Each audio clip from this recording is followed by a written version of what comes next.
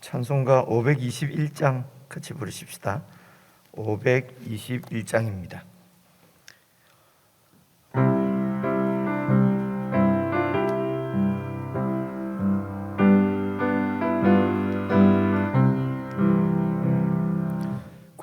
구원으로 인도하는 그 문은 참 좁으며 생명으로 인도하는 그 길은 참 험하니 우리 몸에 지워지는 그 더러운 죄짐을 하나 없이 벗어놓고 힘써서 들어갑시다. 구원으로 인도하는 그 좁은 문 들어가 영생으로 인도하는 그 생명길 갑시다. 이 세상에 많은 사람 큰 문으로 들어가 넓은 길로 갈지라도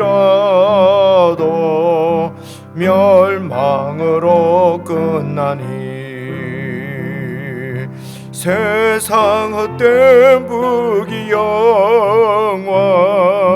모두 내어버리고 주의 말씀 순종하여 그 생명길로 갑시다. 구원으로 인도하는 그 좁은 문 들어가 영생으로 인도하는 그 생명길 갑시다. 구원의 문 열렸으니 주의 공로 힘입어 주저 말고 들어가서 생명길로 갑시다. 구원의 문 닫힌 후에 들어가고 싶으나 한 번 닫힌 구원의 문 또 열려지지 않으니 구원으로 인도하는 그 좁은 문 들어가 영생으로 인도하는 그 생명길 갑시다. 하나님 아버지, 저희들이 구원받아 주의 길을 걷는 자 되게 하셨사오니 넓은 길로 인도하는 넓은 길로 가는 많은 세상 사람들과 또 세상에 유혹받지 않게 하시고 우리가 가는 이 길이 생명의 길인 줄 알고 믿고 신실하게 주님과 동행하는 참 구원받은 성도의 삶이 될 수 있도록 저희들을 붙들어 인도해 주시옵소서. 어려운 상황 가운데서 우리가 주님과 동행하는 이 길이 참 길임을 더욱 깊이 깨닫고 사망의 음침한 골짜기도 우리 주님께서 함께 하심으로 두려울 것 없는 놀라운 고백을 주님께 드리며 이 길을 함께 걸을 수 있는 귀한 성도들과 지체들과 교회를 주심도 감사하며 교회와 함께 신실하게 믿음의 길을 갈 수 있도록 성령 하나님 저희들 가운데 빛을 비추어 주심도 감사를 드립니다. 하나님 오늘도 저희들에게 주시는 말씀 우리가 깊이 묵상하며 말씀이 우리의 삶 가운데 이루어지는 참으로 말씀을 구현해내는 그런 복된 삶을 살 수 있도록 성령 하나님 성도들과 함께 하시고 인도해 주시옵소서. 우리 주 예수님 이름으로 기도드리옵나이다. 아멘. 우리 하나님의 말씀은 출애굽기 12장 21절이지요. 21절부터 36절까지입니다. 21절부터 36절까지 같이 읽겠습니다. 21절을 제가 먼저 읽습니다.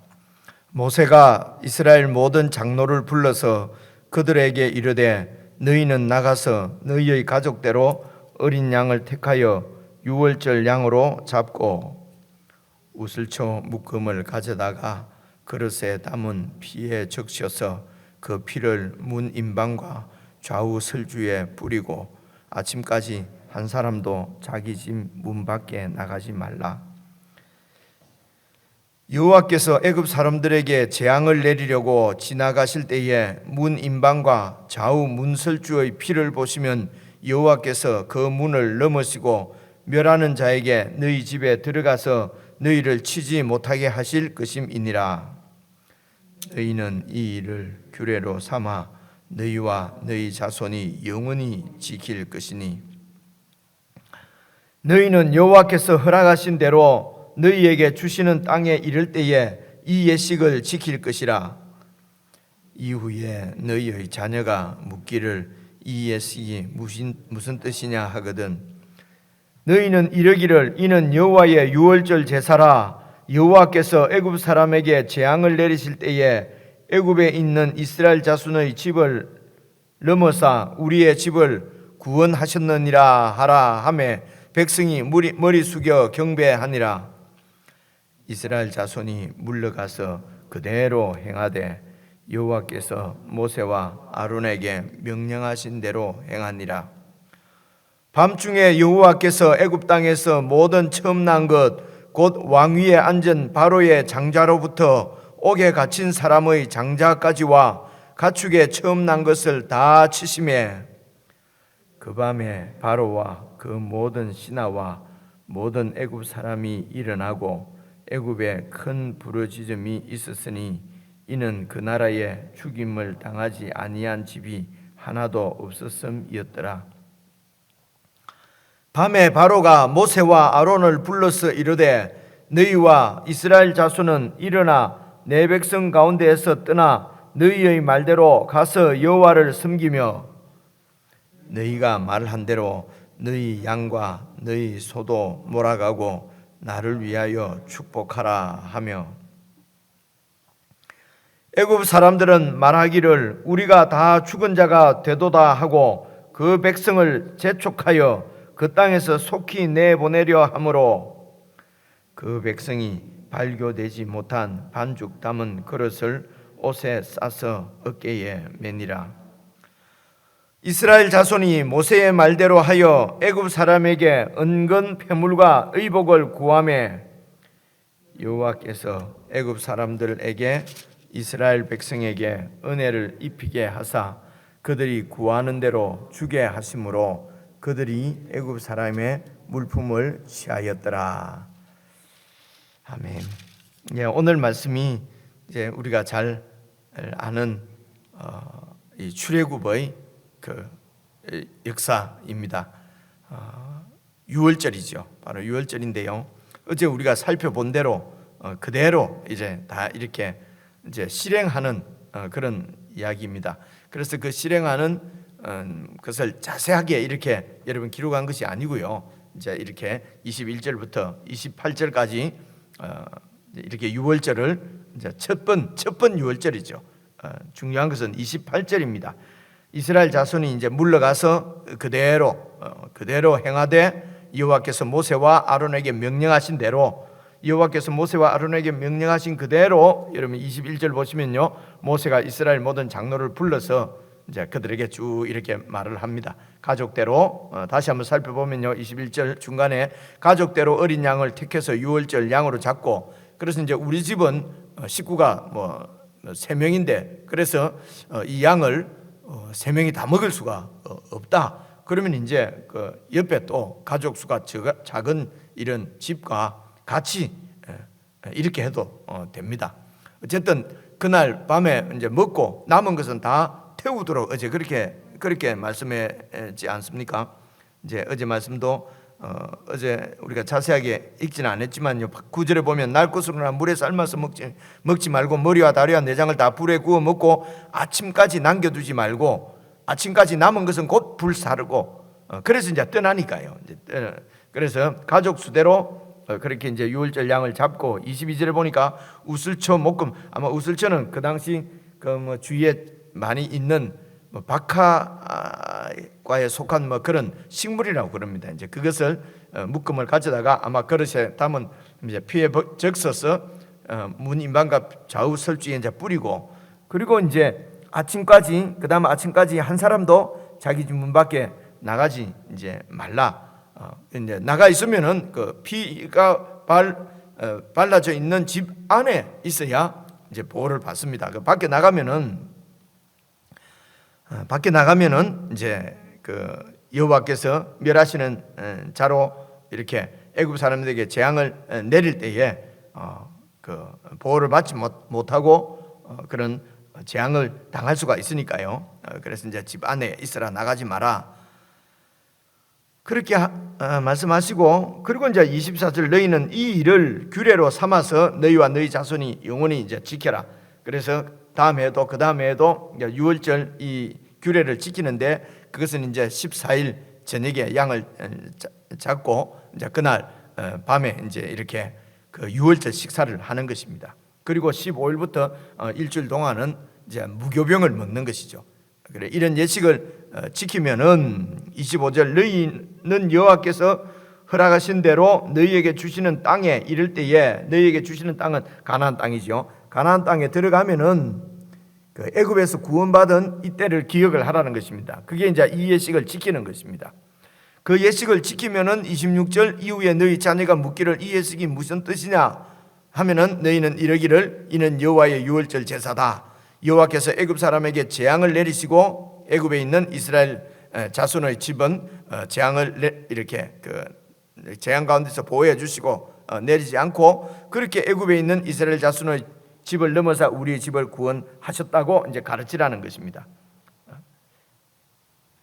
여기까지 이제 한두 가지만 생각을 해 보시면은요. 첫째는 여호와께서 명하신 대로 이렇게 다 하는 것은 아주 큰 이게 이제 믿음이 필요한 거지요. 생각을 해보십시오. 지금 그 이집트의 애굽에 그 종살이를 하고 있습니다. 그 가운데서 지금 이제 해방되려고 하는 거지 않습니까? 그래서 소위 막 우리로 치면 독립하려고 하는 것이죠. 그죠? 해방이 되려고 하면은 여러분 세상적으로는 힘을 가지고 그 애굽과 이렇게 전쟁을 해서 그리고 그 애굽으로부터 애굽을 이기지 않고는 해방될 수 있는 길이 없잖아요. 그렇죠? 그런데 그런 힘을 그런 어떤 그 노예로부터 벗어나기 위해서 그 애굽의 압제로부터 벗어나려고 하면은 이제 그 대항을 해서 싸워야 되는데 그저 그냥 여행 준비하고 그러니까 해방될 준비 다 하고 그리고 식사 이렇게 밤에 급히 밥을 먹고 우리로 치면 밥이지요. 그리고 이제 그 피만 이렇게 밖에 문 쓸주에 발라두면은 해방이 된다는 거니까요. 해방이 된다니까. 그러니까 이제 이렇게 이 일을 그대로 행하는 것은 사실은 큰 믿음이 필요합니다. 하나님의 그 명령, 하나님의 말씀을 절대적으로 믿는 믿음이 없으면은 행하기 이제 어려운 일이지요. 그래서 우리가 예수님을 믿고 구원을 받는다는 것은요, 사실은 이거는 보통 믿음이 아니거든요. 그래서 여러분 이게 쉬울 것 같으면은 온 세상 사람들이 예수님 다 믿지요, 그죠? 그런데 이 예수님을 믿고 보이지 않는 하나님을 믿는다는 것은 이거는 참 어려운 일입니다. 이제 근데 그 믿음의 길에 저와 여러분이 지금 들어와서 서 있다는 것은 이것이 은혜지요. 그래서 사람들이 이제 이 하나님을 믿지 못하는 이유는 하나님은 눈에 보이지 않고 말씀밖에 안 하지 않습니까? 그런데 우리를 지금 억압하고 있는, 압제하고 있는 애굽의 그 권세는 실제적인 권세거든요. 사실은 하나님의 통치가 더욱더 실제적인데도 하나님의 통치가 이렇게 눈에 보이지 않고 사람들에 의해서 통치가 되고 있으니까 그냥 눈에 이 사람만 보이는 것이죠. 그러니까 애굽의 왕은 그렇게 두렵고 애굽의 그런 정치 제도 체제는 두려운데, 그런데 그래서 이제 거기에 그냥 세상의 눈에 보이는 그런 권세를 두려워하고 그렇게 세상에 노예 생활하고 종으로 사는데, 구원은 보이지 않는 하나님이 이 온 세상의 주권자로서 통치자로서 다스리고 계시다고 하는 것을 믿고, 근데 그분의 정치 이런 다스림은 눈에 보이지는 않고 말씀만 있고, 그렇죠? 그래서 그 말씀을 믿는 것이 우리는 그냥 좀 쉽게 느껴질지 몰라도 이거는 쉬운 얘기가 아닙니다.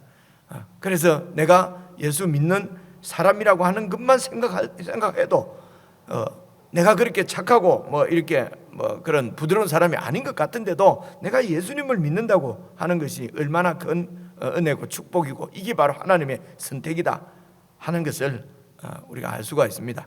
두 번째는요, 이런 노예로부터 여러분 이렇게 우리를 구원해서, 이스라엘 백성을 구원해서 그 땅에 들어가거든 이 말이거든요. 그러니까 하나님께서 약속하신 가나안 땅에 들어가거든. 그래서 그 가나안 땅에는 애굽의 바로와 같은 그런 통치자는 없고 하나님이 통치하시는 하나님 나라를 세우기 위해서 하나님이 출애굽시킨 거거든요. 그래서 애굽 땅에 들어가서 이제 계속 이 예식을 행하는 것은 그 후손들도 우리나라는 이게 지금 다른 나라구나. 우리가 그 애굽에 있을 때는 그렇게 그 종생활 압제를 당하고 있었구나.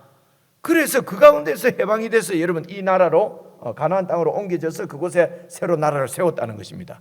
제일 중요한 것은 그 가나안 땅에서는 애굽과 같은 나라가 되어서는 안 되는 것입니다. 애굽의 특징은 뭡니까? 바로가 통치하는 것이지요. 바로 밑에서 노예로 압제를 당하는 삶이죠. 그러니까 이곳에 와서는 이제는 형제들을 압제하지 말고, 형제들을 이렇게 빼앗지 말고, 형제를 억울하게 만들지 말고, 그 내용이 바로 하나님의 계명 말씀, 그게 바로 십계명의 의미거든요. 그래서 이 가나안 땅에서는 애굽처럼 되어서는 안 된다 이겁니다. 누구도 이렇게 차별받거나 무시당하거나 압제당하거나 억울한 일을 당해서는 안 된다는 것이죠. 이게 어떻게 그럴 수 있습니까? 그렇게 살라고 하는 것이 하나님의 율법입니다. 그렇죠? 이거는 너무나 선명하지 않습니까? 이집트에서 해방을 시켜서 구원을 해서 가나안 땅에 데리고 와서 똑같은 이집트와 똑같은 그런 바로가 힘 있는 자가 이렇게 힘없는 자를 노예로 부렸어요. 권세를 부리고 그런 그런 기득권 청만 그렇게 소위 말해서 그 번영과 풍요와 이런 이 번성의 열매를 다 따먹고, 그리고 그런 경제를 떠받치고 있는 사람들은 이스라엘과 같은 노예들, 종들이란 말입니다. 그죠? 그렇게 살지 않도록 거기에는 위에 바로는 혹시 행복할지 몰라도 바로 그 종살이하는 많은 민족들은 그건 정말 억울하고 헛되고 힘든 인생 아닙니까, 그죠? 그래 그 가운데서 구원을 해서 여러분 가나안 땅에 데리고 와서 하나님 나라를 세웠다. 이제 이것을 백성들이 계속 알도록, 그죠? 후손들이 계속 그 사실을 기억하도록 유월절 예식을 행하는 것입니다. 그래서 욕심을 따라서 우상을 섬기지 말고, 그리고 그런 힘을 가지고 다스리는 강대국을 의지하지 말고, 그런데도 이제 이스라엘 백성은 계속 거기에 실패하거든요. 왜냐하면은 그 눈에 보이는 아수르, 바벨론은 아주 두렵고 창이란 이 바벨론의 그 큰 강, 메소포타미아의 강은 두렵고 무섭고,